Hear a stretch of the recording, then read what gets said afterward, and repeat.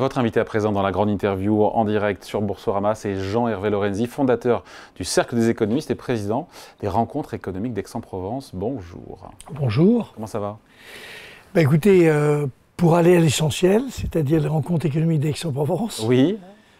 Vous allez voir à quel point elles sont importantes. C'est la semaine elles prochaine. ont été modifiées cette vendredi. Prochaine, vendredi, samedi, mais les 48 heures, enfin ça démarre à 9 h le matin. Et donc, on a en réalité fait passer ce qui se passait le dimanche matin, en comprimant un peu le tout, à partir du vendredi 9h30, c'est Enrico Letta qui va démarrer sur son rapport sur l'Europe, qui est très intéressant. Et on va passer 48 heures, en réalité très en décalage par rapport à ce que vous venez de dire sur les programmes. On va en dire un mot, mais oui, évidemment. Sur les programmes, enfin j'avais envie de vous dire quel programme, enfin, vous voyez tout de suite dans quel état d'esprit je suis. Mais on va essayer de comprendre pourquoi plus de la moitié des Français sont, on va dire ça, en colère, donc une vraie difficulté. C'est les mêmes gens, c'est vous, c'est moi. Pourquoi est-ce qu'il y a cette montée en puissance d'une espèce de souci d'exprimer un mécontentement très profond. Et donc, on a pris 7 sujets, ça va être dans toutes les publicités d'à peu près tous les journaux, en disant ce sont les 7 raisons qui expliquent pour partie le fait que ces 7 raisons, ces 7 thèmes ne sont pas traités sérieusement depuis 20 ans. 20 ans. Ça fait 20 ans. C'est quoi? Alors, c'est évidemment la jeunesse. Ouais. La jeunesse, l'intergénérationnel. Alors, je vais essayer sur chacun. La jeunesse. Vous avez 1,5 million de Nice. Vous savez, ces jeunes désocialisés. Ouais. Qui s'en occupe? Alors, on est étonné de voir qu'ils ont des votes un peu, disons, extrêmes, sans porter de jugement. Évidemment, ce 1,5 million, il a autant envie que vous et moi d'avoir une vie normale. Et il se trouve qu'on ne traite pas ce sujet. Ils sont sans diplôme, sans formation. Oui, sans formation, et comment? Alors c'est compliqué. Quand vous avez été désocialisé, c'est très difficile de reprendre des études. Donc il faut trouver des modalités, vraisemblablement y mettre un peu plus de sous qu'on y a mis. Et puis vous avez ce clivage absolu entre des formations qui conduisent assez naturellement les jeunes issus de milieux favorisés vers des jobs à la sortie, et de l'autre côté, vous êtes mis dans la formation professionnelle, enfin la réforme de la formation professionnelle est très insuffisante, très très insuffisante. Donc, premier sujet, l'intergénérationnel. Vous voyez bien qu'il y a une interrogation, non pas sur les petites retraites qu'il faut protéger, mais que les retraites en moyenne, le revenu en moyenne des retraités soit supérieur, légèrement supérieur à celui des actifs, et donc sans aucun rapport avec ce qu'on peut mettre pour les jeunes, on voit bien que c'est une société totalement déséquilibrée. D'ailleurs, on ne parle que de ça, la retraite, 60 ans, de part et d'autre, où le premier mot de Macron a consisté à dire il n'y aura pas de désindexation des retraites. Donc on est dans un discours sur lequel tous les sujets sont concentrés sur le bien-être de ma génération. J'insiste sur le fait que les petites retraites doivent être protégées, que les miens, que ma génération et les gens qui sont de mon niveau de revenu, c'est-à-dire c'est pas une grande richesse, mais qui vivent bien, on leur fasse payer par exemple la CSG comme les autres, c'est quelque chose qui paraît évident. Enfin, tout ça doit être traité. Troisième sujet, la dette. La dette, c'est quand même, je ne vais pas vous les énoncer tous, mais la dette, c'est quand même un problème de traitement intelligent du sujet. Il y a 15 ans, il y avait eu un vote unanime du Parlement, unanime, sur ce qu'on appelait la LOLF. La LOLF, loi organique de financement public. Ça revenait quand même à réorganiser le fonctionnement de l'État, donner plus de responsabilités, organiser. C'est évidemment ce qu'il faut faire. C'est pas en rabotant 3-4 trucs à droite, à gauche, en mettant tout le monde mécontent. C'est pas comme ça qu'on fera. Ça n'est pas comme ça d'ailleurs que ni la Suède ni le Canada, qui il y a une vingtaine d'années étaient dans le même cas. Ils ont fait par une réforme du fonctionnement de l'État. Et enfin, peut-être le plus important, le travail. Et derrière le travail, il y a 3 mots clés. Rémunération. C'est vrai que les rémunérations faibles dans le pays sont faibles, plus faibles en moyenne que celles de nos voisins en Europe, que la considération a duré un instant. Vous vous souvenez, pendant le Covid, on était sur nos balcons à applaudir les éboueurs et les... Pof, fini. Je ne sais pas si vous avez applaudi ce matin, mais... Et puis, le problème le plus caractéristique des dysfonctionnements de la société française, quand vous êtes non qualifié, vous le restez. C'est-à-dire, contrairement à ce qui se passait il y a 30 ou 40 ans, il y en avait qui le restaient, mais il y avait des perspectives. Et donc des perspectives de carrière, d'évolution. Et ceci explique notamment le fait que tous les non qualifiés ont une seule idée fixe, c'est de partir à la retraite. Et moi, je les comprends parfaitement, le plus tôt possible. Parce qu'il n'y a aucune perspective, pas de considération et pas de rémunération. Beaucoup. Donc on parlera de tout ça donc, sur 2 jours, les 20 combien? Les 5 et 6. Non, les 20e, on est à quelle édition aujourd'hui? 24e. 24e édition des rencontres 1 économiques. million de personnes l'année dernière qui sont connectées. Et il y aura... C'est ça mon sujet. Pour ceux qui nous regardent, comment est-ce qu'ils peuvent... Il y a un casting absolument incroyable comme chaque année, un peu moins de politique, on sait pourquoi. On s'en remettra. Oui, mais sinon voilà, sur le casting, des invités de tous bords, français, étrangers. Les Français et étrangers. J'ai le grand bonheur d'animer la table ronde dite de démarrage. Et il y a Mario Monti, il y a Altmaier, qui est l'ancien ministre de l'économie allemand, il y a Moreno, enfin il y a Douglas Kennedy, un écrivain franco-américain ou américano-français. Enfin, ça va être très divers. Très éclectique. Très éclectique, essayer d'aller au fond du sujet. On a autant Christine Lagarde de la BCE. Évidemment Christine Lagarde, et pas s'interroger sur le fait de savoir s'il faut augmenter le SMIC de 20, 18 ou 22%. Hier soir, vous faisiez quoi hier soir? Vous avez regardé le débat? C'est mon sujet. Bien sûr. Sur ce débat, sur TF1. Vous en avez pensé quoi déjà, avant qu'on rentre un peu dans le détail? J'ai pensé que ce sont 3 personnes qui défendent leur position de manière honorable. Moi, j'ai une petite préférence pour les gens qui ne sont pas extrêmes. Donc, vous voyez, sur les 3, c'était d'ailleurs physiquement... Mais c'est pas ce que pensent les Français. C'est pas ce que pensent les Français aujourd'hui. Hein. Ah oui. Dans les sondages, d'après les sondages. Hein. Mais je me suis dit 2 choses. La première, c'est que c'est un débat de nature purement politique. Il n'y a pas l'once d'un débat économique. Pourquoi? Est-ce que vous avez entendu parler d'innovation? Je ne sais plus, j'ai eu l'impression qu'on était dans un moment de rupture d'innovation. Vous avez entendu parler de décarbonation? Vous avez entendu parler du financement du choc démographique, notamment la dépendance? Vous avez entendu parler? Rien, bien entendu. Et surtout, le mot banni, c'est le mot stratégie économique. Parce que j'ai beaucoup de reproches à faire à ce qui se passe depuis 15 jours. Mais le premier quinquennat de Macron, il avait une stratégie économique qui était celle de créer des emplois.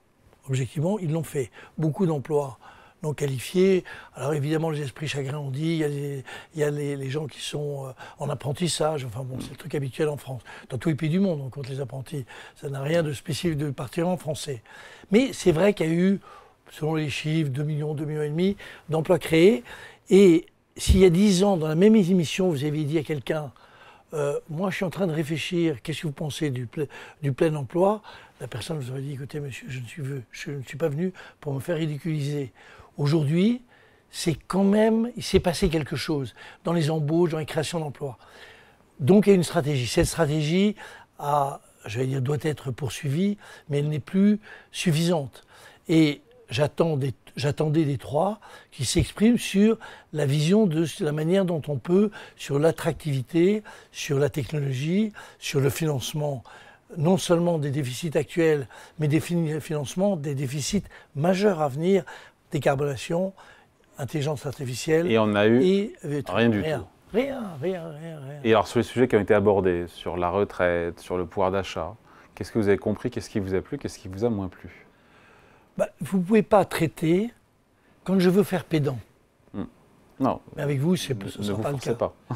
Je rappelle juste que le problème compliqué de l'économie, ça n'est ni d'être stricto sensu au sens un peu banal keynésien, ouais, il n'y a que la dépense publique, ou schumpeterien, oui, il y a l'innovation créatrice et destructrice, Mais le plus grand économiste du XXe siècle, pour moi, c'est un homme, un Britannique, qui s'appelait Kaldor, Nicolas Kaldor. Et toute la difficulté, c'est d'articuler l'offre et la demande, en permanence, offre et demande. Parce qu'au fond, il faut investir.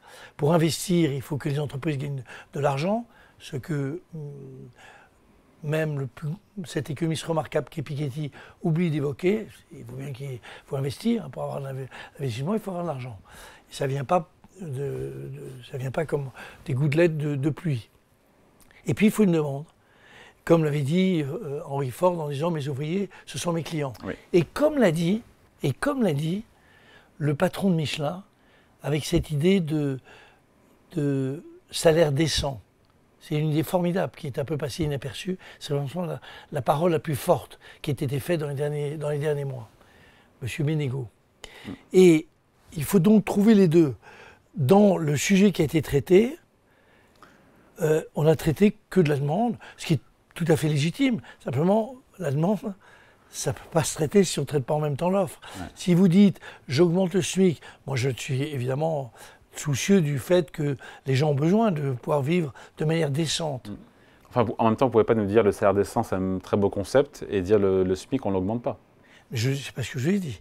Je ne l'ai pas dit, je dis juste qu'après, on regarde de combien on l'augmente. Ouais. Je veux dire, il n'y a pas de chiffre magique dans cette affaire. C'est pas 2000, et puis voilà, qui sont venus comme une loi du paradis. Ça se regarde. On sait que ça a une implication sur les destructions d'entreprises, tout le monde le sait. Ça a été mesuré, donc on regarde les sujets.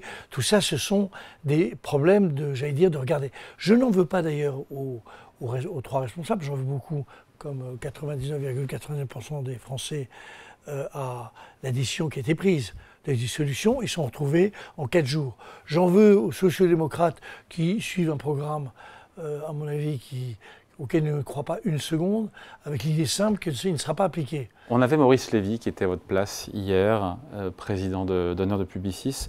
Il me disait les programmes économiques des extrêmes sont mauvais, mais l'un est pire que l'autre. C'est aussi ce que vous pensez?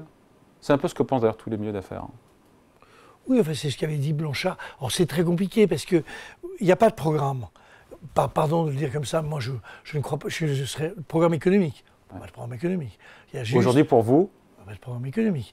Le programme économique, c'est comment je marie, quelle est la stratégie qui me permet de faire progresser l'offre dans un pays. Je rappelle juste ce que tel ou tel a oublié, que quand vous augmentez de manière très significative les revenus, et je me mets à la place des gens qui ont des revenus très faibles, c'est légitime d'en avoir envie, mais il y a pas loin de 50% qui part à l'étranger. Il faut cesser les enfantillages sur le sujet-là. Comment j'arrive à coller une offre qui colle à cette demande? La demande toute seule, c'est beaucoup d'importations. Donc ça ne résout pas le problème de l'économie française. Donc je reviens sur le débat d'hier, celui qui vous a le plus convaincu, même si finalement personne n'a parlé à vous écouter d'économie, ça sera Gabriel Attal. Mon opinion n'a pas grande importance. Moi, je suis un vieil économiste. Non, mais c'est là où c'est intéressant, encore une fois. Raisonnable, évidemment. Que je ne... Ce serait vraiment déraisonnable, encore une fois, d'avoir un programme économique du nouveau Front Populaire ou du RN. Il n'y a pas de programme économique. Vous ne pouvez pas traiter les sujets sans... Je vais vous donner juste un chiffre. Un chiffre. L'estimation que nous faisons, que je fais, du surplus de demandes de dépenses publiques, donc des besoins de financement liés à la décarbonation, à l'intelligence artificielle, à la dépendance et en fait au choc démographique, c'est-à-dire qu'on va être très nombreux à partir à la retraite, c'est plus de 100 milliards par an. Je veux dire, il faut le regarder. Il faut regarder. Moi, je veux bien qu'on s'interroge sur aujourd'hui, mais les chiffres que je vous donne, c'est pour on va dire dans 3-4 ans. Donc la campagne ne traite pas du tout des vrais sujets? Non. Enfin, elle ne traite pas d'économie. En matière économique. Mais j'en veux pas du tout aux partis politiques qui ont été confrontés à une situation totalement stupide, surréaliste, et qui ont été obligés en quelques jours de privilégier des accords politiques. C'est un débat purement politique. Il n'y a pas l'once d'une réflexion approfondie en économie. Évidemment qu'ils sont plus dangereux. Et évidemment que Maurice Lévy pense qu'il vaut mieux le truc, il n'a pas envie d'être pour le RN, et que moi, si j'ai les deux, je me retrouverai, je ne vote pour aucun des deux programmes. Et juste pour vous dire la stupidité de la situation dans laquelle on est, le même Attal, les trois, moi je les aime bien, c'est pas une... Enfin non, j'aime pas tous les trois, c'est pas vrai. Mais disons que je n'ai rien contre eux, je veux dire, c'est pas le sujet. Le sujet, c'est que Attal, pour lequel j'ai le plus naturellement de sympathie, il y a 3 semaines, il disait il faut que je trouve 1 milliard de réduction de dépenses, et là il en rajoute 20. Enfin, on marche sur la tête. Notre pays est en train de se déconsidérer totalement, mais pas de leur faute, de la faute de ces décisions absurdes, et qui a mis ce pays j'allais dire, en situation d'une sorte de je vais employer un mot trop fort, mais de mise en cause de son sérieux. Je trouvais qu'avant, il y a des gens de gauche, des gens de droite, c'est la vie. Et c'est très bien. Là, on est dans un pays qui va discuter, si on parle du second, des mesures économiques proposées. Je ne dis pas de programme, il faut avoir une stratégie. Je ne sais pas quelle est la stratégie des uns et des autres. Sauf de dire, si je crée un peu de pouvoir d'achat, il y aura plus de demandes. Ça, même, si il ça marchait comme ça serait. Prix Nobel d'économie pour le savoir. Le problème, c'est qu'il y en a un grand paquet qui est en importation, et il y a un bout, si c'est mal fait, je ne suis pas contre. C'est thésaurisé. Si c'est mal fait, ça, évidemment, il y a des boîtes qui disparaissent. Ouais, en plus. Ben, dans ces cas-là, comment on explique, Jean Lorenzi, il y a ce sondage que je trouve intéressant, IFOP pour LCI, qui évalue à 41% les intentions de vote en faveur du parti de Jordan Bardella chez les dirigeants d'entreprises. Le vote RN n'est plus un tabou pour beaucoup de petits patrons. Comment vous l'expliquez, ça? Moi, je ne l'explique pas parce que je ne suis pas particulièrement surpris. Je pense que depuis... Parce que les organisations patronales, le MEDEF est clairement jugé dangereux, le programme économique du RN. Mais qu'est-ce que qu'ils disent d'autre? Tout le monde a des réflexes pavloviens dans cette opération. J'ai jamais vu une campagne aussi faible, mais de la part de tout le monde, et une fois de plus... Aussi faible sur quoi? Je veux dire intellectuellement. Je veux dire, c'est une question... Alors, si vous voulez, ce qu'on met en avant...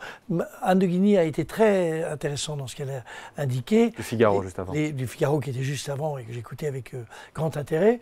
Elle indiquait le fait qu'on parle beaucoup de problèmes éthiques et moraux. On ne parle pas de politique économique ni de quoi que ce soit. On parle d'immigration et de la manière dont on traite ce sujet. C'est des sujets qui sont importants pour les Français. Hein.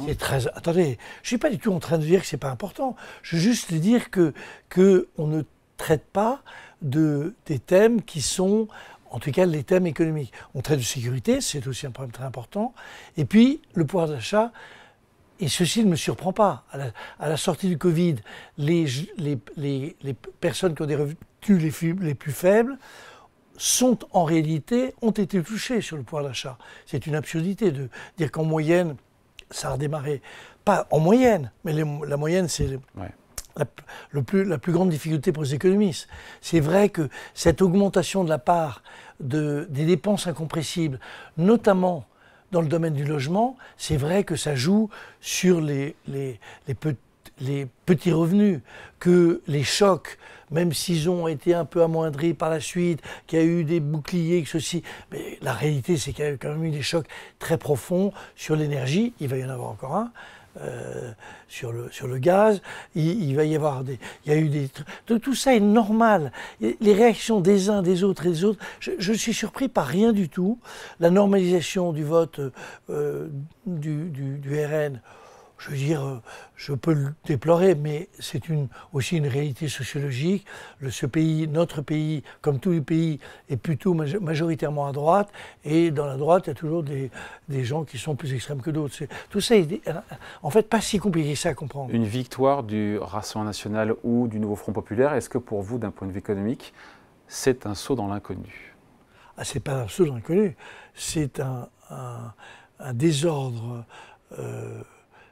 un désordre garanti, c'est un déséquilibre majeur, parce qu'une fois de plus, vous êtes aussi économiste que je le suis, tout dans la vie de l'économie, ce sont des équilibres subtils qui permettent finalement de créer de la productivité, qui créent du pouvoir d'achat, qui créent... Tout cela est en réalité très organisé intellectuellement. On voit arriver des gens qui, dans un cas, n'ont jamais gouverné. Enfin bon, dans ce cas, plus personne ne peut gouverner. Pour gouverner, il faut avoir gouverné, il faut bien laisser sa chance à ceux qui ne l'ont jamais fait. Je suis d'accord avec vous. Non taxe. Je suis d'accord avec vous. Non taxe. 15-0. Un balle au centre. Mais allez, 30-0. Hein. Mais donc des gens qui se retrouvent sur des discours politiques, discours économiques qui n'ont pas réellement pensé. Je dirais, c'est très compliqué d'arriver à faire une hausse assez importante des revenus, tout dépend des modalités, mais une hausse très importante, au fond, n'entraîne pas, un accroissement massif d'importation, mais... Il ne soit pas thésaurisé. Ne soit pas thésaurisé. Et troisième sujet, ne mettre pas beaucoup d'entreprises en difficulté. Ce matin, j'entendais une remarque sur un des deux programmes qui me paraissent l'un et l'autre, je ne fais pas faire de comparaison, mais l'un et l'autre, de toute façon, inapplicables. Donc je n'y crois pas une seconde. Ces programmes-là ne seront pas appliqués? Non, bien sûr que non. Bien sûr que non. Vous savez, j'ai eu... C'est un pari intellectuel, ça. Hein. J'ai la chance et la malchance d'avoir été un des rédacteurs de 2 programmes présidentiels, dont l'un n'avait pas que des bêtises, mais il n'était pas adapté, parce que c'était celui de 81 qui avait arrivé à faire un changement majeur, avec d'ailleurs des mesures qui pouvaient se comprendre, simplement c'était inadapté à la conjoncture de la période. Je rappelle que l'Europe est en train de rentrer dans une quasi-stagnation. Et nous, youp, boum, on est parti. Évidemment, explosion à l'époque des importations, et explosion, c'est pas important, les importations. Et à l'époque, on n'était pas protégé par l'euro, donc le franc a dévalué, je vous rappelle 3 fois, et tout le monde s'est calmé. C'était ni bien ni mal, et il y avait des mesures qui étaient bien. À l'époque, on pouvait dévaluer. Maintenant, on ne peut plus. Oui, mais on peut se faire taper sur les doigts.